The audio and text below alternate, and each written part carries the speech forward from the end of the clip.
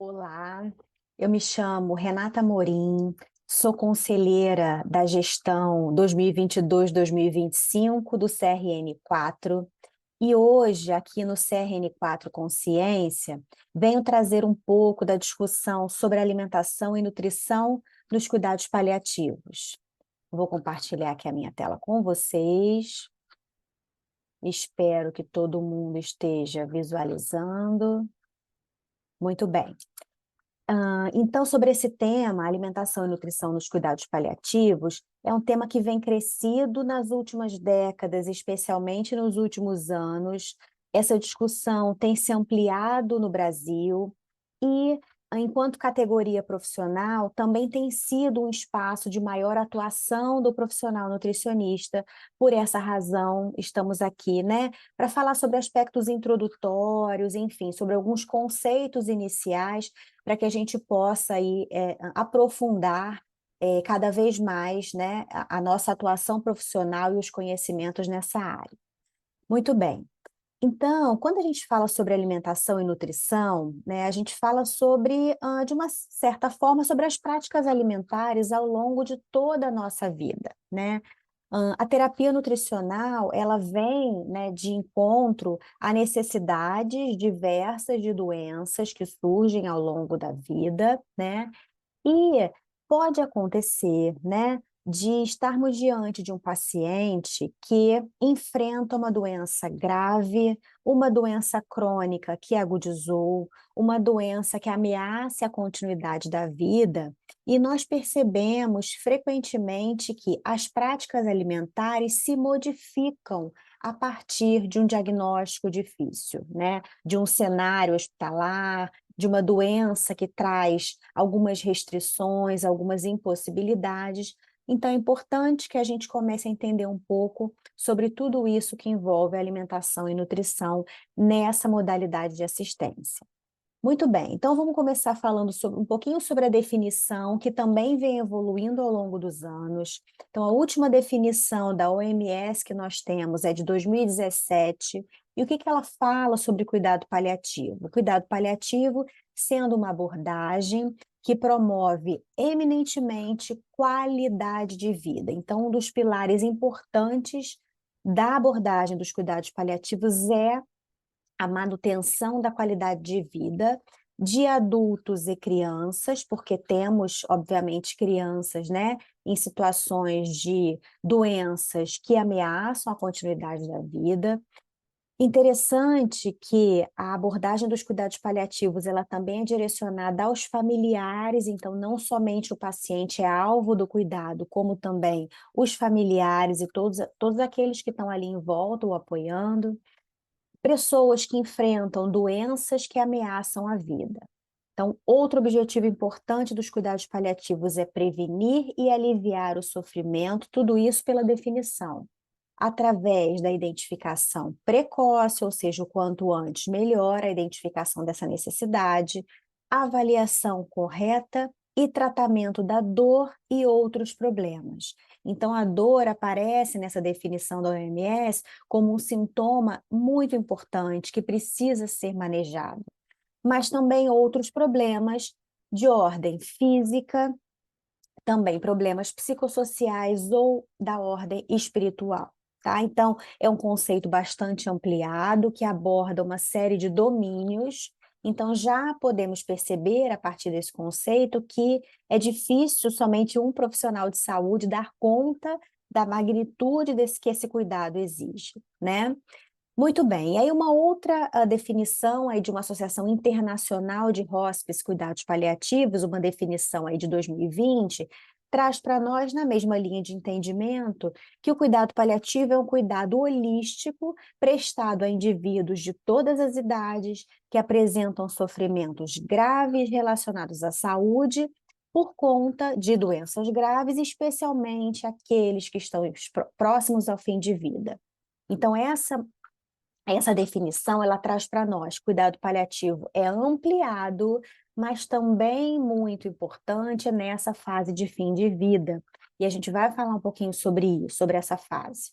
Então, ele tem por objetivo evidenciar o sofrimento como um dos pilares, né, nesse novo modelo de definição para permitir um maior enfoque no paciente, não apenas em sua doença.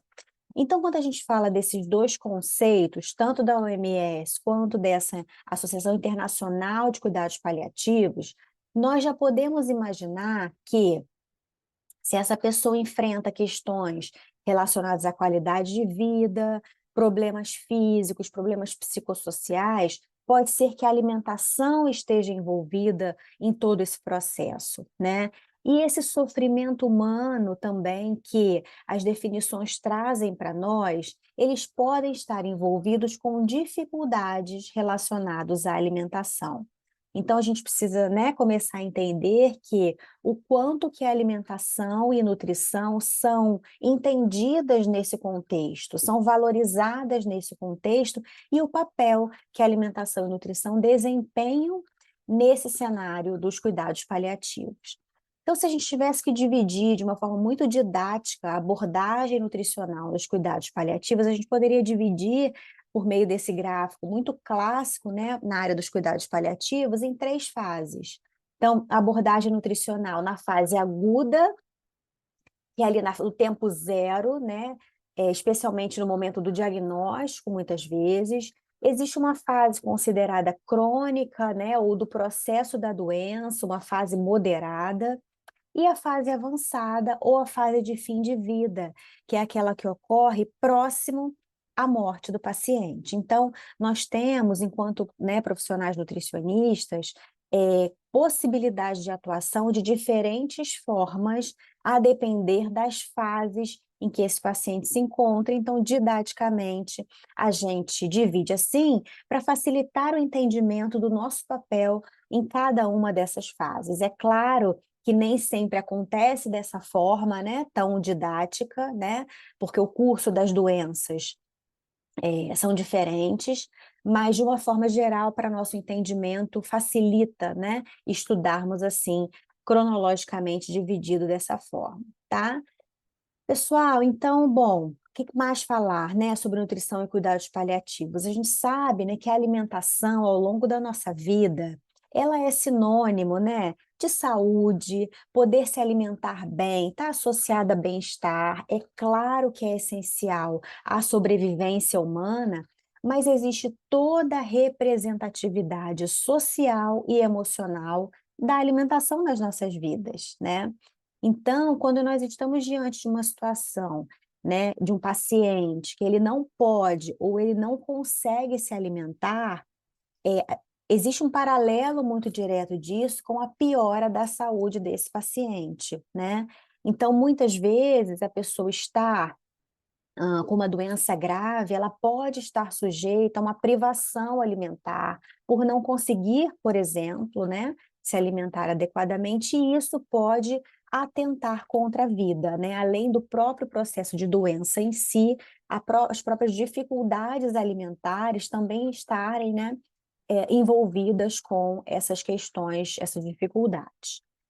Cuidado paliativo, ele não está associado a um grupo de doenças específicos. Então, ao longo aqui de toda a nossa conversa, a gente não vai se ater a um grupo de doenças. Então, a gente não vai falar só do paciente oncológico, ou do paciente com insuficiência renal crônica, ou do paciente com insuficiência cardíaca congestiva, ou do paciente com uma doença neurológica, um paciente idoso, né, com uma doença de Parkinson ou doença de Alzheimer.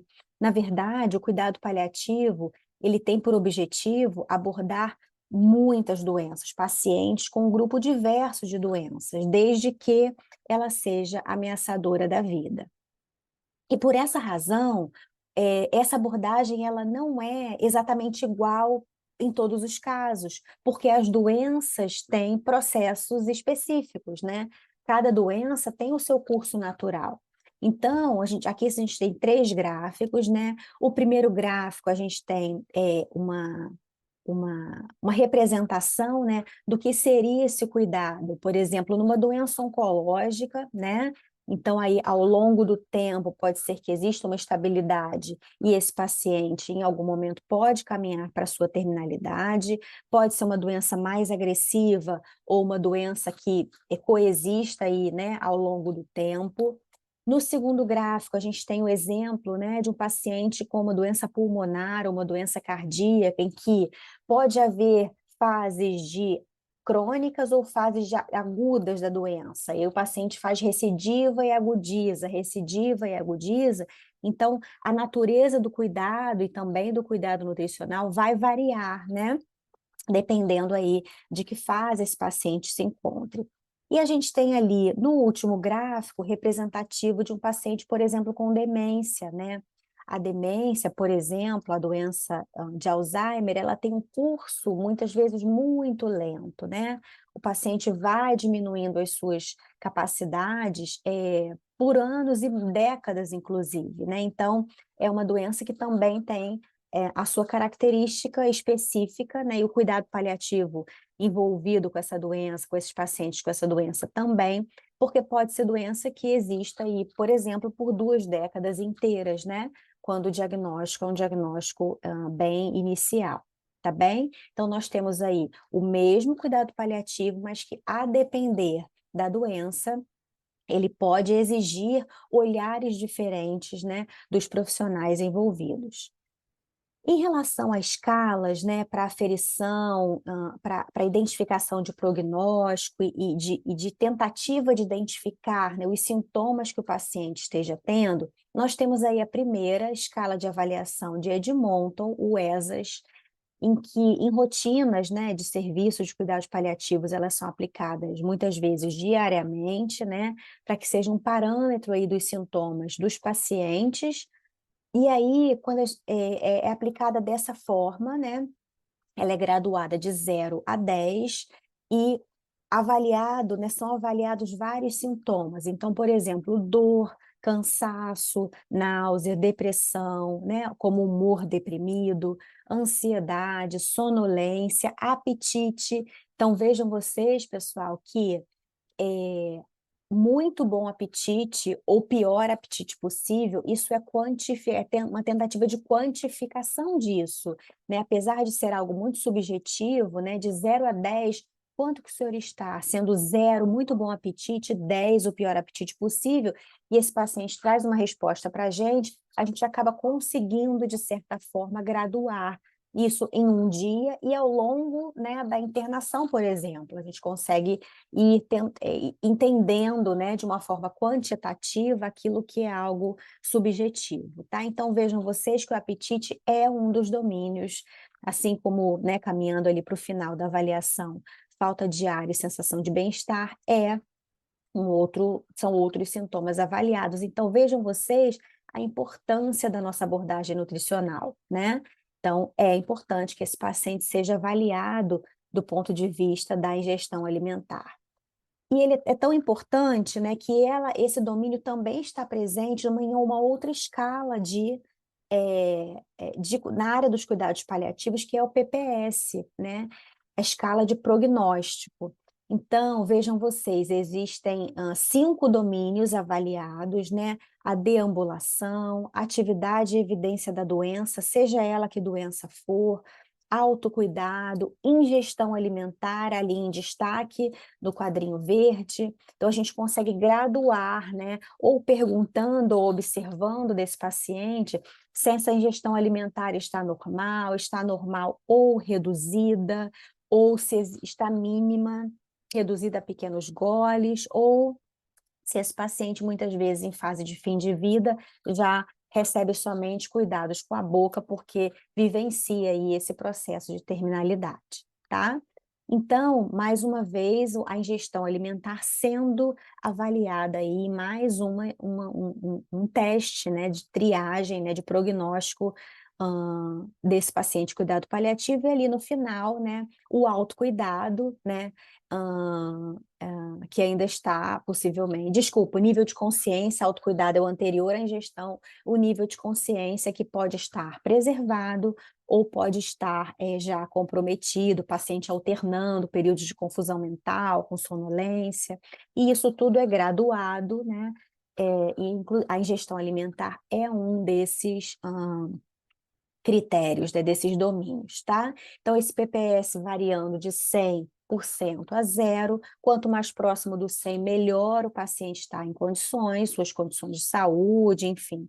E quanto mais próximo do 0, mais o paciente caminha aí para uma gravidade, né, da doença e para o próprio processo de terminalidade. Muito bem, então o que que a gente pode falar sobre a conduta nutricional nesse paciente em cuidados paliativos, né? Temos aí algumas práticas habituais do nutricionista da área clínica, como, por exemplo, a avaliação nutricional. A gente sabe que isso faz parte, né, da nossa terapêutica, essa etapa anterior, que é uma triagem, uma avaliação nutricional. Mas na área dos cuidados paliativos, a gente precisa entender qual é o prognóstico da doença, a expectativa de vida desse doente, né?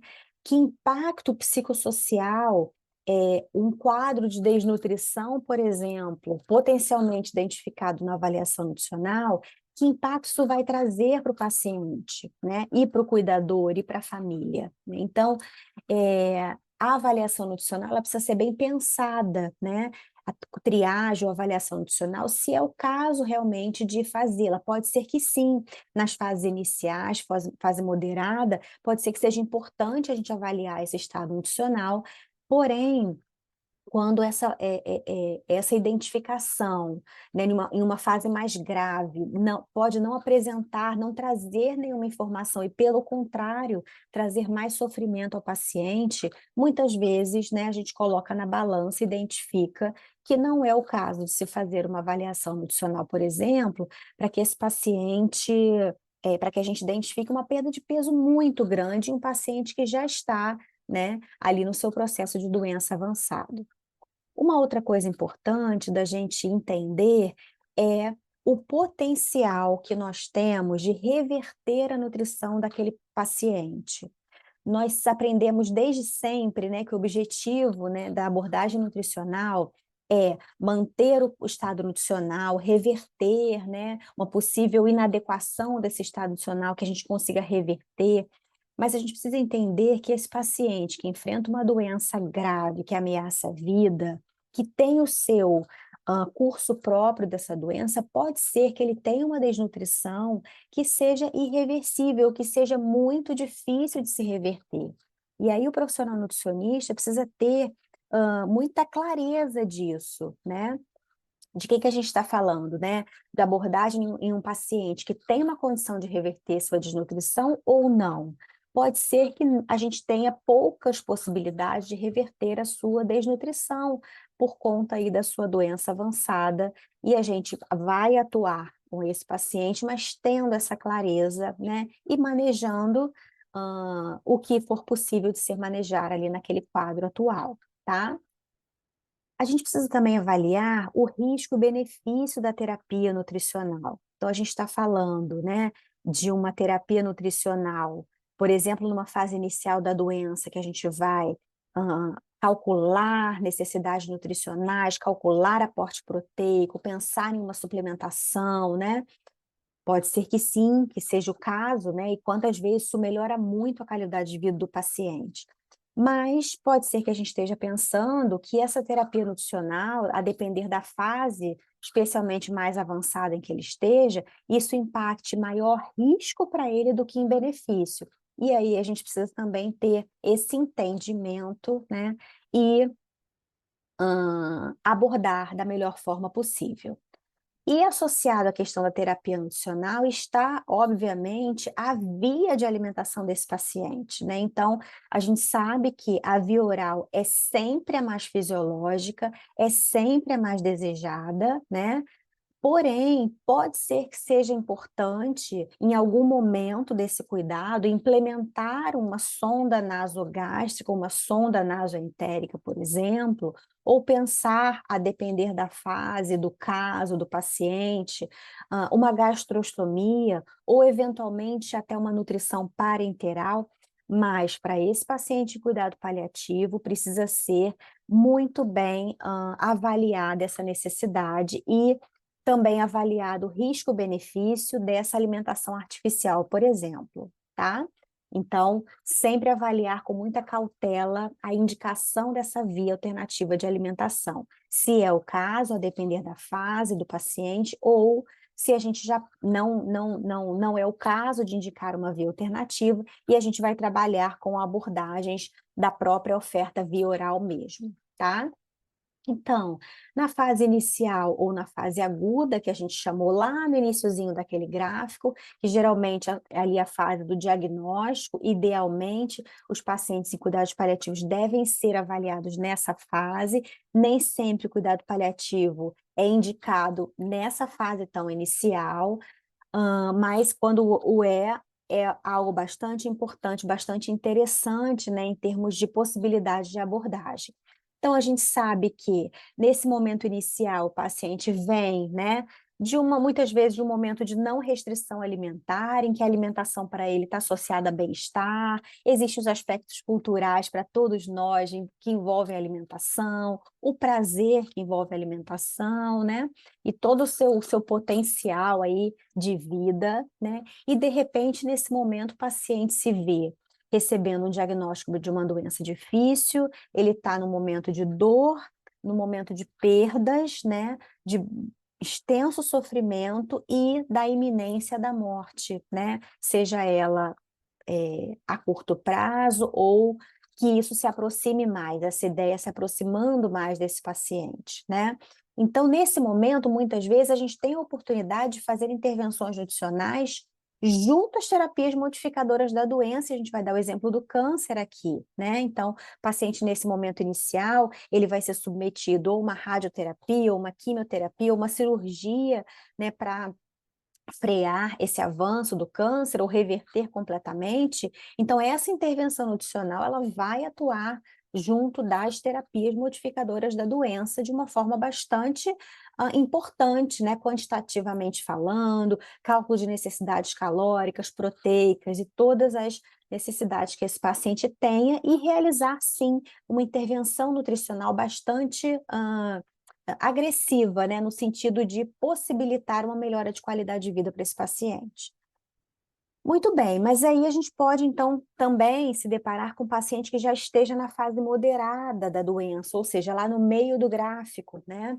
Em que a doença já está progredindo e a gente precise controlar esses sintomas. Então, é possível, por meio dos nossos conhecimentos de técnica dietética, né, de nutrição clínica, atuar em vários desses sintomas. Então, a gente pode destacar aqui, né, a disfagia. Se esse paciente vai perdendo massa magra, ele pode também diminuir, né, a quantidade de massa muscular envolvida no processo de deglutição, então a disfagia sarcopênica, muitas vezes, como a gente chama, a anorexia, né, associado aí a essa inapetência, essa perda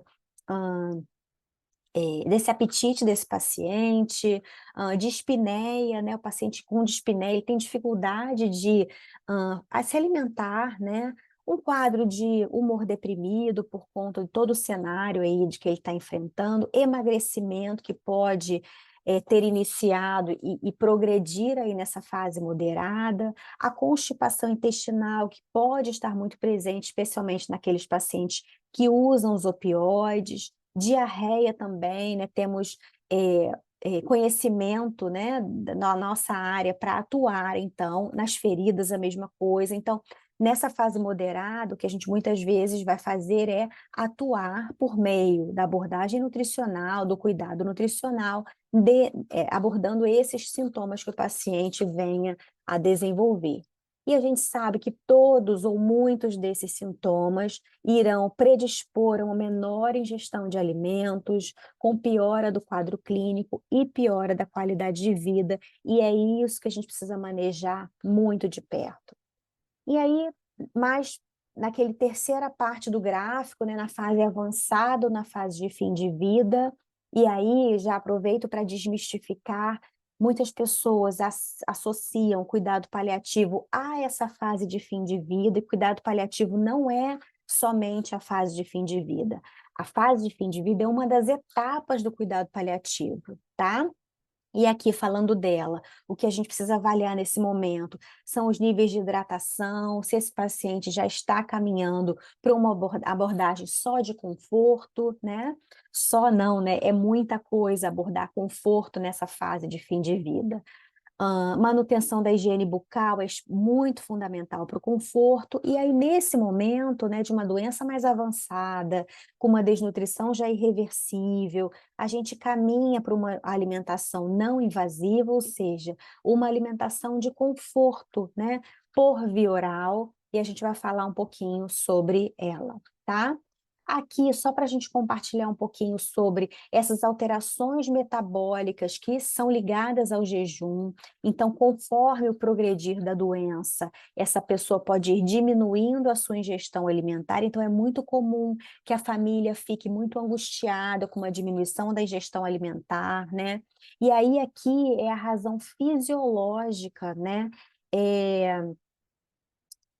Para que isso aconteça, né? Então, ou seja, quando temos um paciente em jejum ou com uma baixíssima ingestão alimentar, né? O que que nós temos, né? Uma diminuição dos hormônios insulina, né? Os hormônios anabólicos e aumento dos hormônios catabólicos, né? Então, a gente tem baixa de insulina, aumento de glucagon. Com isso, a gente vai mobilizar as nossas reservas, né? Precisar mobilizar para a manutenção da homeostase. Então, a gente vai ter aí os processos de gliconeogênese e liberação de ácidos graxos livres e aminoácidos na circulação. Esse processo, ele faz um aumento de corpos cetônicos na circulação, fazendo com que ocorra diminuição de metabolismo de aminoácidos e gliconeogênese proteica, vai haver diminuição de sobrecarga renal, diminuição de volume urinário, diminuição também da taxa metabólica basal, e aí o paciente vivencia uma diminuição na sensação de fome, tá? Então, os pacientes com doenças avançadas, né, em seus processos mais avançados da doença, eles de fato não têm a sensação de fome por essas alterações metabólicas que acontecem. E não somente isso, além da não sensação de fome, eles, de certa forma, essa baixa ingestão alimentar e a presença das cetonas na circulação traz para ele uma sensação de bem-estar, relativo bem-estar, tá? Então, essa é uma explicação metabólica que nós, a partir do momento que entendemos, né, que isso ocorre, isso nos ajuda a explicar para os pacientes e para a própria família o porquê que essa privação alimentar ela é tão bem tolerada pelos pacientes, tá? Então, é isso que o quadrinho azul está dizendo ali embaixo, né? Então, ou seja, a privação alimentar pode ser bem tolerada e é até mesmo associada à sensação de bem-estar por parte desse paciente. Então, isso nos ajuda a não forçarmos uma alimentação para aquele paciente que já esteja numa fase avançada, porque uma ingestão inadequada, além das capacidades que ele consiga dar conta, isso pode trazer mais dor para ele, mais náuseas, vômitos, né? E isso trazer mais sofrimento para ele, e isso é tudo que a gente não quer quando a gente fala de paciente em cuidados paliativos. Muito bem, então a gente muitas vezes vai precisar manejar essa desnutrição, mas sempre com esse enfoque, né? Avaliando se é possível uma reversão desse quadro. Muitas vezes já estamos diante de uma desnutrição muito severa, especialmente quando esse paciente é encaminhado para nós em uma fase muito avançada, né? Já com uma síndrome de caquexia, anorexia, com múltiplos sintomas, e a nossa intervenção nutricional vai sempre estar baseado no prognóstico do paciente, alinhado àquilo que a equipe esteja fazendo para aquele paciente, em termos de intervenção. Então, quais são os princípios da assistência nutricional? Melhorar a qualidade de vida, fazer um adequado controle de sintomas por meio do consumo de alimentos que sejam desejados ou sejam importantes para aquele paciente naquele momento, avaliar se a gente vai fazer avaliação nutricional ou não, se o simples fato de pesar o paciente já vai trazer um enorme sofrimento, que ele vai estar quantificando aquela perda de peso, fruto de uma doença grave, então muitas vezes a gente não realiza, né, se não for extremamente importante, ou a gente avalia, por exemplo, por meio de outros testes mais subjetivos que possam gerar menos desconforto físico e emocional, como, por exemplo, né, uma avaliação nutricional subjetiva global ou outros testes de triagem. Muito bem. E aí, quando a gente tem feito ou não a avaliação nutricional, vamos pensar na terapia nutricional, né? Quando que a gente indica? Vai depender, né, de qual é o objetivo. A gente está falando de um cuidado básico ou a gente está falando de uma terapia nutricional, né, mais intensiva, né, mais agressiva no sentido de recuperar esse estado nutricional. E aí essa tomada de decisões vai ser idealmente, né, deve ser feita por toda a equipe e sempre levando em conta também os aspectos que a família nos traz, que o paciente nos traz. E a via de alimentação vai depender de que fase esse paciente está, qual é o prognóstico desse paciente, as questões familiares, as questões do próprio paciente, né? Então, se vai ser uma terapia nutricional enteral via oral, ou seja, uma suplementação via oral junto com dieta oral, se vai ser uma nutrição enteral por sonda, uma nutrição parenteral ou alimentação de conforto, vai depender aí da discussão do caso entre a equipe e da equipe com esse paciente. Aqui a gente tem um algoritmo de decisão clínica, assim, muito didático, nem sempre acontece, né, pessoal, exatamente dessa forma, mas ajuda a nortear um pouco a gente no sentido de tomada de decisão. Então, o que que ele fala para a gente, né? Se o paciente tem uma doença avançada, a gente vai tentar entender aí qual é o prognóstico desse paciente. Se for um prognóstico mais reservado, um tempo de vida potencialmente menor em função da agressividade do quadro, da doença, a gente vai avaliar, então, se ele tem possibilidade de ingestão oral, vai atentar para as questões de hidratação e as recomendações específicas para ele, né?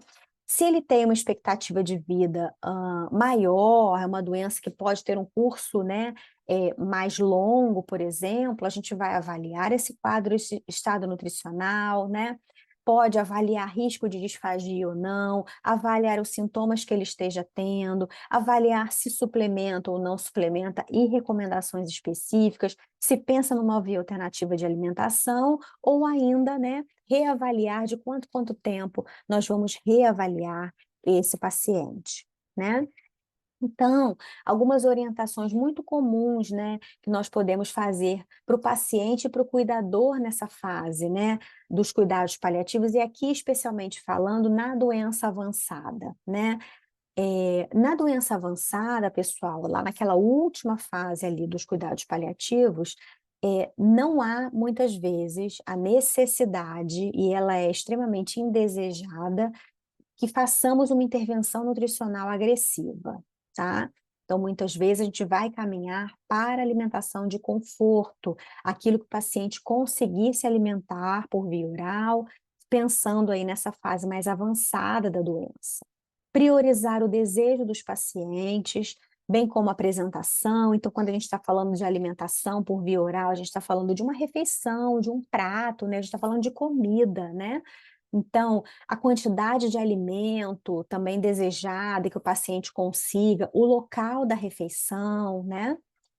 Essa refeição colorida, né, com aroma agradável, temperatura adequada, valorizando a quantidade, mas também a qualidade da ingesta, a companhia, as conversas, né, o conforto para esse paciente, né, uma situação que ele esteja ali, né, se sentindo cuidado, né, que a alimentação também é uma forma aí de trazer mais felicidade para ele nesse momento da doença avançada, sempre respeitando as necessidades e os desejos de todas essas pessoas envolvidas. Então, lembrar que esse paciente pode ter uma recusa voluntária dos alimentos e, se isso estiver associado a um quadro depressivo, por exemplo, diagnosticado a partir desse diagnóstico inicial da doença difícil, um quadro depressivo por conta disso, melhora desse quadro vai trazer melhora na ingestão alimentar, né? E lembrar então, né, pessoal, sempre que nessa fase de fim de vida, a ingestão de alimentos e bebidas vai diminuindo mesmo. O paciente caminha para a sua terminalidade, não fazem, né, questão e nem conseguem muitas vezes fazer ingestão de grandes quantidades de bebidas e comidas. E esses aumento desses fluidos gastrointestinais podem inclusive trazer, né, sinais de intolerância e pensando aí no fim de vida do paciente propriamente dito, trazer desconforto próximo aí à sua morte, tá? Então, no geral, quais seriam umas dicas práticas, né? Avaliar a possibilidade de mudança na dieta ou esquema medicamentoso para minimizar sintomas, claro, junto com a equipe médica. Mudar a rotina alimentar desse paciente, se for o caso, se ele estiver em casa, mais fácil ainda disso ser modificado, né? Para que ele minimize aí os sintomas que estejam trazendo desconforto, utilizar equipamentos ou dispositivos simples para que esse paciente consiga se alimentar de uma forma independente, né? Então, por exemplo, aquelas colheres com angulação melhor, né, mais adequada para aquele paciente que tem uma limitação de movimento, isso pode trazer mais independência para ele e isso ser fonte de muita alegria para ele, né? Que a alimentação seja num ambiente claro, arejado, um prato com cores variadas, assegurar, né, que esse paciente ele vai estar tendo a ingestão alimentar, que ele consiga, né? Então, alguns outros sintomas, como medo, ansiedade, podem contribuir para isso. Então, que a equipe ajude, né, a família, dê suporte para que esse ambiente seja agradável, psicologicamente confortável, né? E que esse paciente não deve sentir culpa por não comer, por todas essas razões que nós falamos, e a personalização é especialmente importante nessa fase do cuidado, na fase avançada, seja ele onde estiver, no hospital, em casa, então é importante nós considerarmos aí os aspectos individuais nessa etapa do cuidado. Então, já caminhando para o final, como considerações finais, é importante que a gente entenda, então, né, enquanto nutricionistas, que estejamos trabalhando com pacientes em cuidados paliativos, em que fase esse paciente se encontre, né? O objetivo da assistência nutricional vai sempre ser promover bem-estar, qualidade de vida, ajudando esses pacientes a recuperar as questões físicas e psicológicas, não necessariamente recuperar o seu estado nutricional, e para isso é importante reflexão sobre isso, né? E mudar um pouco o nosso olhar, especialmente nessa fase de fim de vida, mantendo sempre que possível nossa criatividade, sensibilidade, respeito sempre ao paciente, para que a gente consiga, né, trazer aí, criar um vínculo para construir quais são os alimentos de preferência, adequar essa ingestão alimentar e os desejos desse paciente.